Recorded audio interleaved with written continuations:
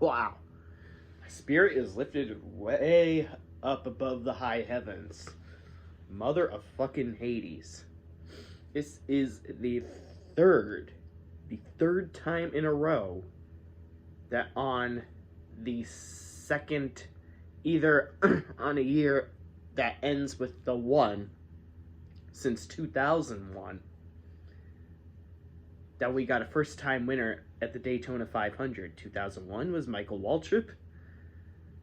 Then we got Trevor Bayne 10 years later in 2011. And now, here we are with Michael Mcdowell, where all his legacy was his flip crash at Texas in 2008 during qualifying. And now, look at where he is. I never in 16 quintillion years ever would have imagined him finally breaking through after 357 starts. In his 358th start, he won a crown jewel. Sweet mother of fucking Hades. I predicted a first-time winner in the Daytona 500 for sure, Matt DiBenedetto, as I said in my predictions video, but nonetheless, I knew it was going to be a first-time winner, so my prediction kind of worked the other way, too. It either way was a first-time winner, but not the first-time winner I was thinking of. Fortunately, Matt DiBenedetto couldn't even get a chance beyond lap 14. Because people are racing like that was the final lap, which probably explains why it was single file for the most of the race, because if they were running on the low lane in the corners, it would probably eat up the tires. So, and if they were to eat up the tires, the faster they would wear out, and the faster they would wear out would endanger those drivers of popping those tires and causing a big one, which would leave the stock car body count a lot higher than it needed to be. Much exactly like the 2018 Daytona race I went to in July, where pretty much the entire field was completely bombed into oblivion, with the exception of like 12 or 13 cars on the lead lap. The highest DNF finisher finished 12th, just like Dale Earnhardt 20 years ago. And that was Logano leading the race. If you're upset at one particular driver, or this guy did this, that guy did that, let me paraphrase what Wally Dallenbach said following Kyle Busch wrecking himself at the 2009 Coke Zero 400. These guys, this is about the Daytona 500, the highest prestige race in all of NASCAR.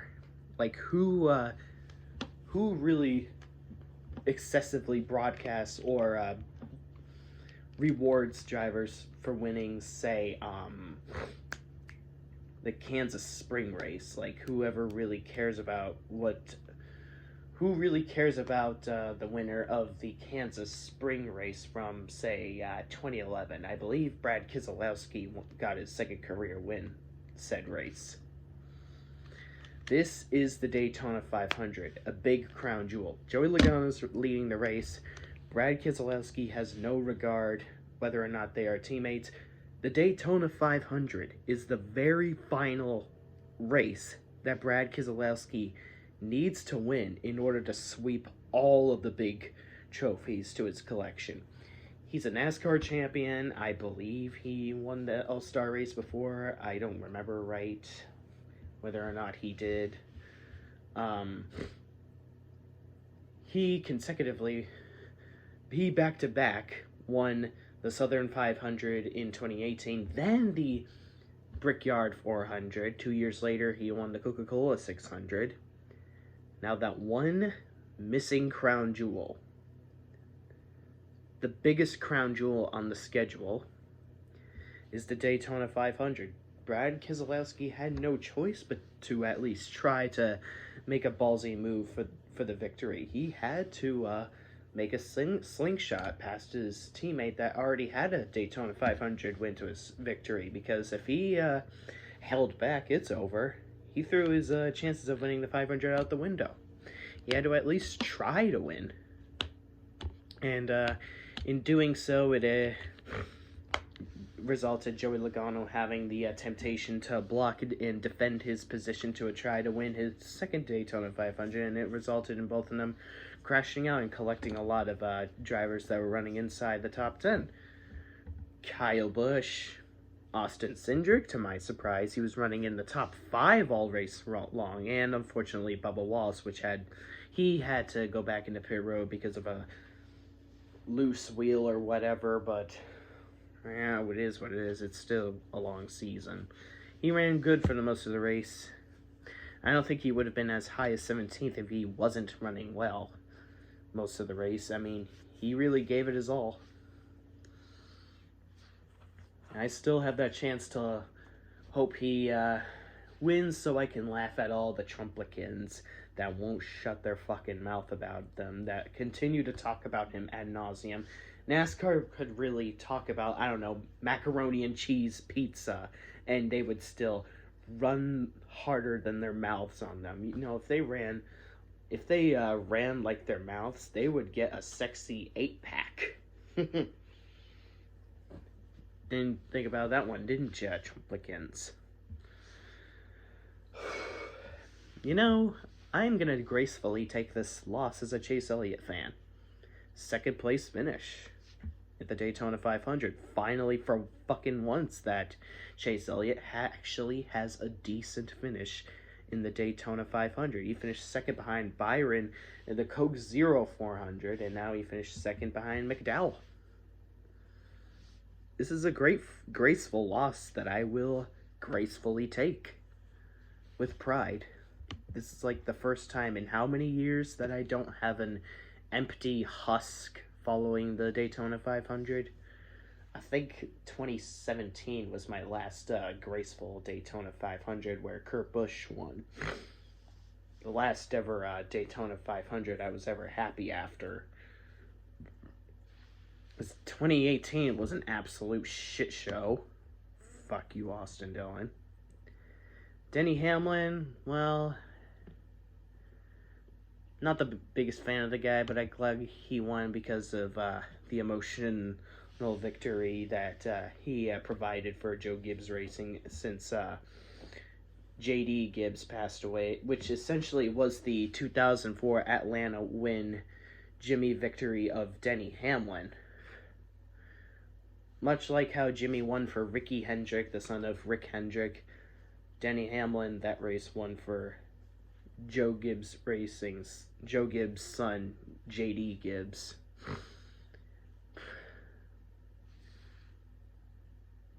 Mirror, mirror. In 2020, well, it's a fun close finish, but goddamn, I just can't help but to feel sick and dismal about Ryan Newman's vicious crash. I just really couldn't. I could really care less about Jimmy Johnson having mishaps those races, honestly. I was just feeling a bit disappointed about a lot of races that 2019 didn't really live up to expectations. Not even just as a Daytona 500, but as a whole in general. Now, as for this race, was this race any good? Well, it honestly wasn't all that entertaining, but that's not to say there weren't any interesting pit strategies taking place. A lot of these drivers weren't really taking full 4 tires throughout the race, considering that Daytona wasn't, in this package, isn't known to wear out tires ever so excessively. And if they took the low lane ever so often, they would just wear out their tires faster, which runs out the storage for tires, which pretty much hurts their chances of winning races, which is why most of them stayed in the high lane, planning their moves in the opportune time.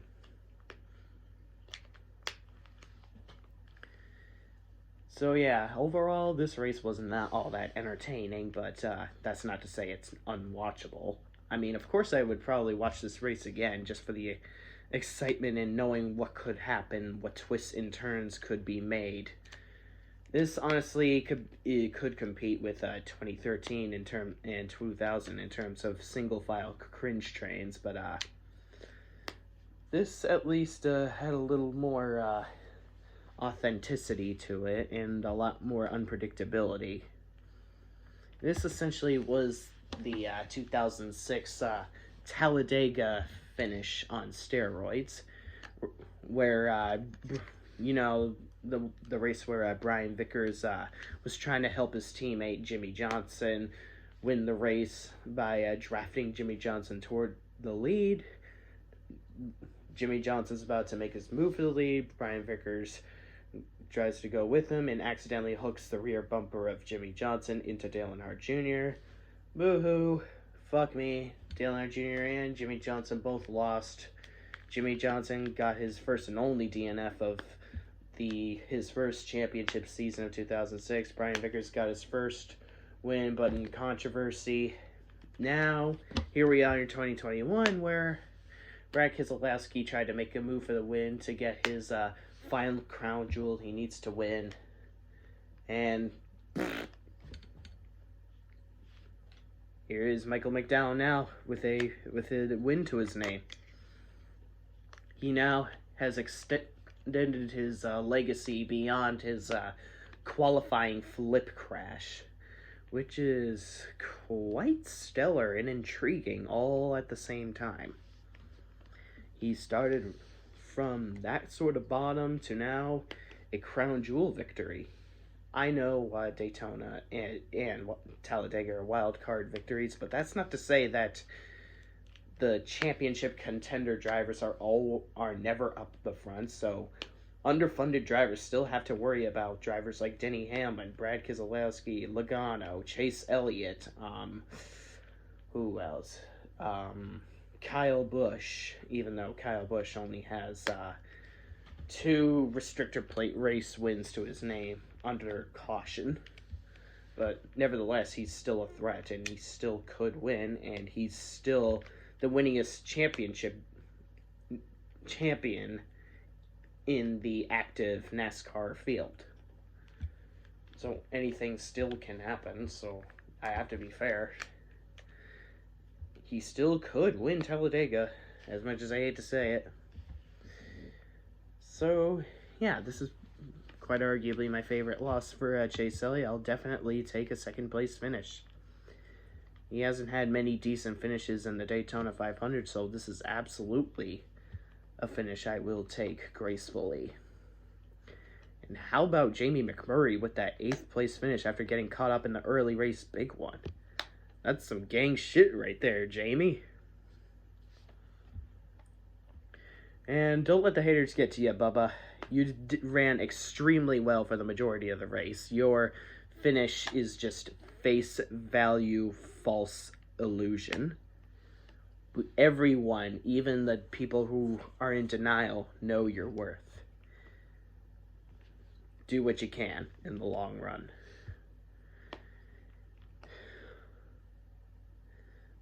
So yeah, all I gotta say is this race may have been mundane, but that's not to say it's unwatchable or cringeworthy or abysmal to watch. Not one of the better Daytona 500s at all, but I wouldn't find it blasphemous to rewatch some parts because there were a lot of interesting pit strategies taking place. For the first time in my life, I'm actually really excited for NASCAR. Hopefully things come to fruition from this. Good on you, Mcdowell, for getting your first victory. You got it. It was pretty much boring during the Valentine's Day timeline of it, but once it got to my boy Ty Nutton's birthday in February 15th, the race became much more chaotic than we ever thought it would be, even for a single file cringe train. It was like the NASCAR package was like this. Now I want you old drivers to form a neat single file line. You know, like for iCarly, Mr. Howard was requesting a proper neat single file line. Then all the students came came rushing into the board, creating a massive horde of desperate people. Desperate to win the big prize. That's exactly what that final lap was. It was a neat single file line until a whole bunch of drivers eager to get that big prize ended up in a fiery accident, and it just happened to be an underfunded driver known as Michael Mcdowell winning the Daytona 500.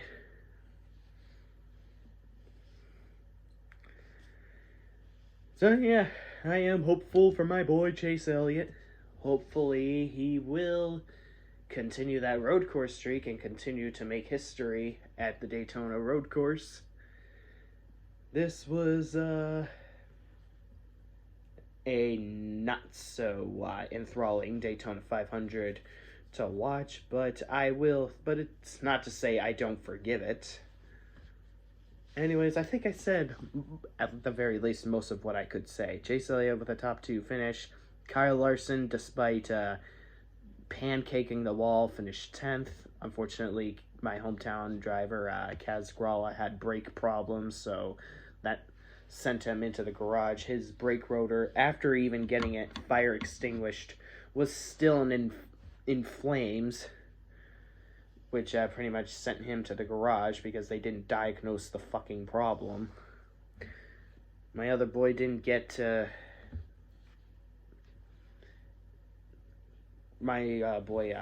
boy, Ryan Blaney, unfortunately couldn't get the chance of a redemption because he just about had it miss until Tyler Reddick had no control over his vehicle, and Ryan Blaney couldn't find other place to go without digging into the grass or colliding into another vehicle. So yeah, this was an absolute havoc to watch in the closing laps. A bit tedious throughout the race, but it was chaotic during the closing laps. Hope you guys enjoyed that one. Thank you, my homies, Hendrick homies, for staying with me throughout my stream, and see ya.